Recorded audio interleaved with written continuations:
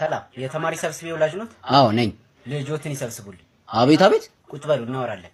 አይ የመጣሁበትን ጉዳይ ሳልሰማ አልቀመጥም። የኔ አባት ሽምግልና እኮ አይደለም የመጡት። ቁጭ በሉና እናወራ። እሺ በቃ እቀመጣለሁ።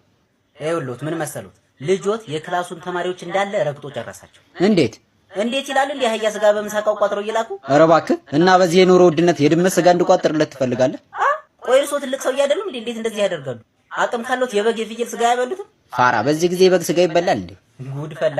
ይሰሙኛል። ለማንኛውም ልጆት መቀመጫ እያሳጣን። ታዲያ ቁሙ። እኔ ምን አገባኝ? ለዚህ ነው የጠራችሁ? የኔ አባት ቀልድ ነው እንደያዙት። እባክህ ወደዛ አባትን ሂድና እናትን ጠይቃት። ምንድነው እዚህ አንቶ የምትለው? እኔ ገና የሚቀጥለው ወር 28 ዓመቴን ይይዛለሁ። 28 ዓመቴ ጡረታ ከወጡ መሆን አለበት። ልትሳደብ ነው እንዴ ጠራኸኝ? ኧረ እሱ እንኳን ካስፈለገ ሌላም አለ። ኧረ ና ምታኛ ና። ምን ትጠብቃለህ?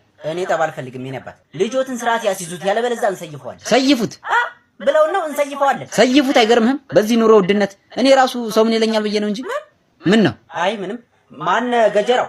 ሰይፉት። ዳይሬክተር ግን የእንጀራ አባቱ እንዳይሆኑ። ኧረ የት ነው ያለው? እስኪ ጥራው። በጓሮ በኩል ሳር እየጋጠ ነው። ምን ታፈጣለህ እዚህ እንዳረግጥህ? አይ አብሮ መጋጥ ከፈለጉ ብዬ ነው። ምን አልክ አንተ? እረ መደፋፈር